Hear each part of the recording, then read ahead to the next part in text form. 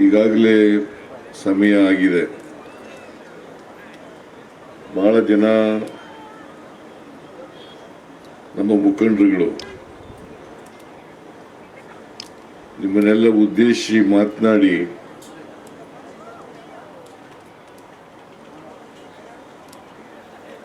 ಈ ಉಪಚುನಾವಣೆಯಲ್ಲಿ ಸ್ಪರ್ಧೆ ಮಾಡಿರ್ತಕ್ಕಂಥ ಉಮೇಶ್ ಮೇಟಿಯವರು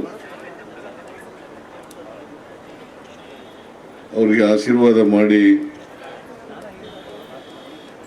ಗೆಲ್ಲಿಸ್ಕೊಡ್ಬೇಕು ಅಂತೇಳಿ ನಿಮ್ಮಲ್ಲಿ ಮನವಿ ಮಾಡಿದ್ದಾರೆ.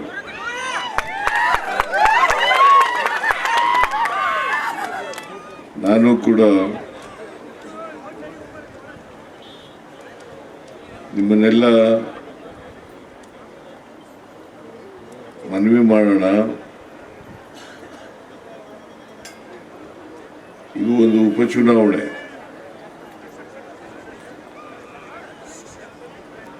HY ಮೇಟಿಯವರು ಕಳೆದ ವಿಧಾನಸಭಾ ಚುನಾವಣೆಯಲ್ಲಿ ಗೆದ್ದಿದ್ರು ಈ ಕ್ಷೇತ್ರದಿಂದ.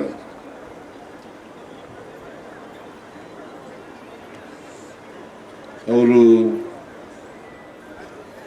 ಅಕಾಲಿಕ ಮರಣಕ್ಕೆ ತುತ್ತಾದ್ದರಿಂದ ಇನ್ನ 2 ವರ್ಷ ಇದೆ ಅವಧಿ.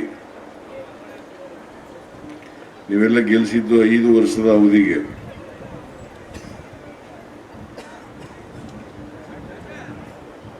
ಅವರು ಪೂರ್ಣ ಅವಧಿಯನ್ನು ಮುಗಿಸ್ಲಿಕ್ಕಾಗಲಿಲ್ಲ.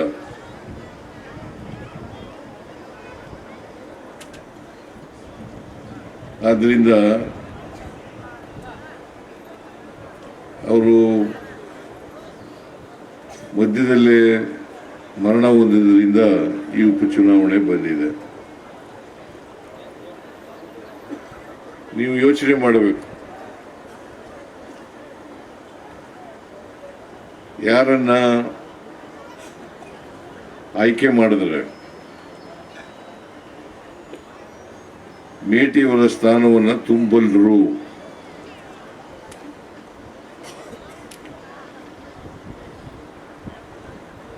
ಇದು ನೀವೆಲ್ಲ ಯೋಚನೆ ಮಾಡಬೇಕು ಅಂತೇಳಿ ನಿಮ್ಮಲ್ಲಿ ಮನವಿಯನ್ನು ಮಾಡ್ತೇನೆ.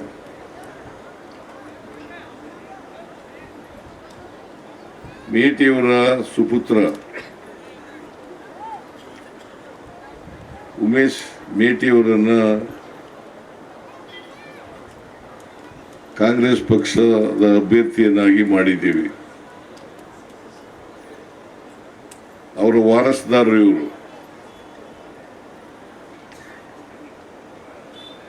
ಅವರನ್ನ ಗೆಲ್ಲಿಸಿದ್ರೆ ಮೇಟಿಯವರ ಸ್ಥಾನ ಭರ್ತಿ ಮಾಡೋದಷ್ಟೇ ಅಲ್ಲ, ಮೇಟಿಯವರು ಬಾಗಲಕೋಟೆ ವಿಧಾನಸಭಾ ಕ್ಷೇತ್ರಕ್ಕೆ ಏನೇನು ಒಳ್ಳೆ ಕೆಲಸ ಮಾಡಿದ್ದಾರೆ ಆ ಎಲ್ಲ ಒಳ್ಳೆ ಕೆಲಸಗಳನ್ನ ಮುಂದುವರಿಸ್ತಕ್ಕಂಥ ಕೆಲಸವನ್ನ ಮಾಡ್ತಾರೆ ಉಮೇಶ್ ಮೇಟಿಯವರು ಅಂತಕ್ಕಂಥದನ್ನ ತಾವು ಗಮನದಲ್ಲಿ ಇಟ್ಕೋಬೇಕಾಗ್ತದೆ. HY ಮೇಟಿಯವರು ಅತ್ಯಂತ ಸರಳ ಸಜ್ಜನಿಕೆಯ ಪ್ರಾಮಾಣಿಕ ವ್ಯಕ್ತಿ. ಜೊತೆಗೆ ನನಗೆ ಆತ್ಮೀಯ ಕೂಡ ಹೌದು.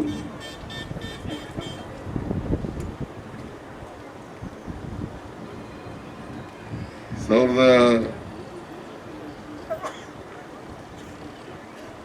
1989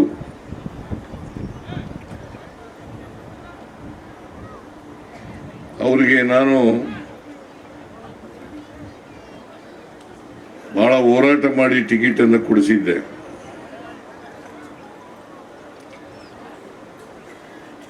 ಅವರು ಗೆದ್ರು, ನಾನು ಸೋತೆ.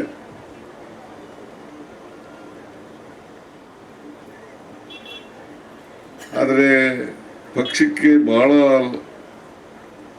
ನಿಯತ್ತಾದಂಥ ವ್ಯಕ್ತಿ, ಬಹಳ ನಂಬಿಕಸ್ಥ.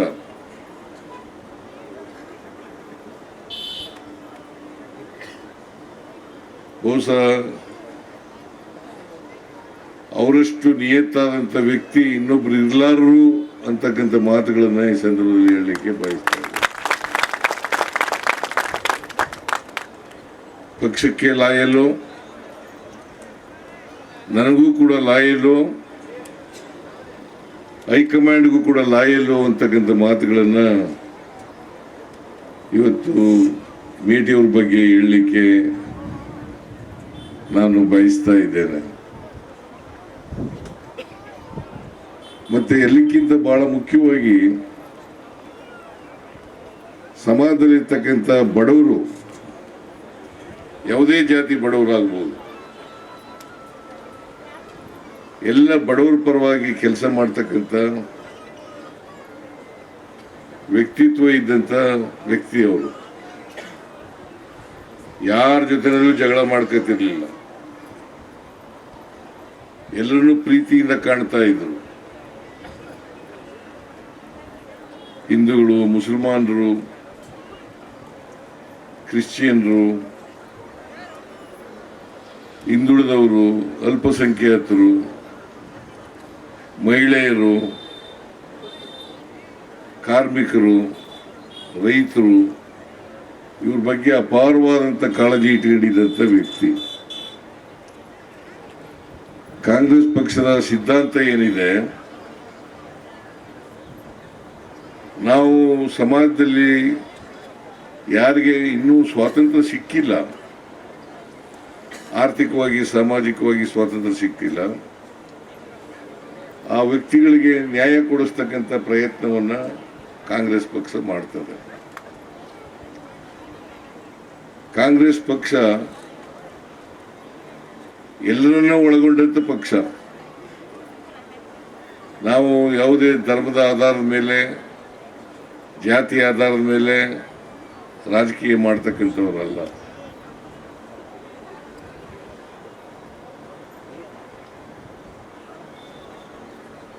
ಜಾತಿ ಆಧಾರದ ಮೇಲೆ ಕಾಂಗ್ರೆಸ್ಸು ಯಾವತ್ತೂ ರಾಜಕೀಯ ಮಾಡಿಲ್ಲ. ಈಗ ಉದಾಹರಣೆಗೆ ನಾವು 5 ಗ್ಯಾರಂಟಿ ಯೋಜನೆಗಳನ್ನು ಜಾರಿ ಮಾಡಿದ್ದೀವಿ. 2023ರಲ್ಲಿ ನಾವು ಅಧಿಕಾರಕ್ಕೆ ಬಂದ ಮೇಲೆ 5 ಗ್ಯಾರಂಟಿ ಯೋಜನೆಗಳನ್ನು ಜಾರಿ ಮಾಡಿದ್ದೀವಿ.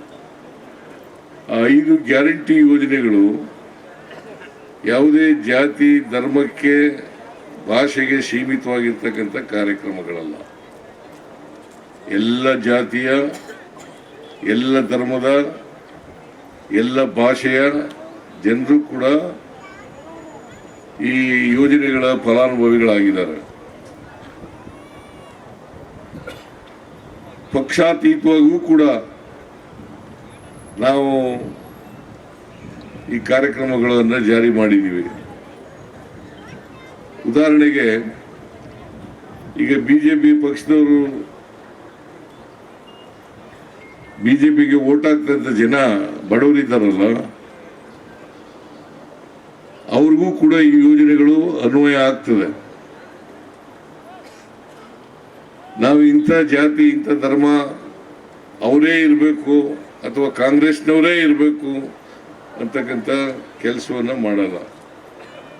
ಅದರಿಂದ ಈ ಯೋಜನೆ, ಗ್ಯಾರಂಟಿ ಯೋಜನೆಗಳಿದಾವಲ್ಲ, ಎಲ್ಲ ಗ್ಯಾರಂಟಿ ಯೋಜನೆಗಳನ್ನು ಕೂಡ ನಾವು ಚಾಚೂ ತಪ್ಪದೆ ಮೊದಲನೇ ವರ್ಷನೇ ಜಾರಿ ಮಾಡಿದ್ದೀವಿ. ನಿರ್ಭೀತ, ನಿಷ್ಪಕ್ಷಪಾತ, ವಿಶ್ವಾಸಾರ್ಹ ಸುದ್ದಿಗಳಿಗೆ ಮತ್ತೊಂದು ಹೆಸರಾಗಿರೋ ನ್ಯೂಸ್ 18 ಕನ್ನಡ ಈಗ ಆಪ್ನಲ್ಲೂ ಲಭ್ಯ ಇದೆ.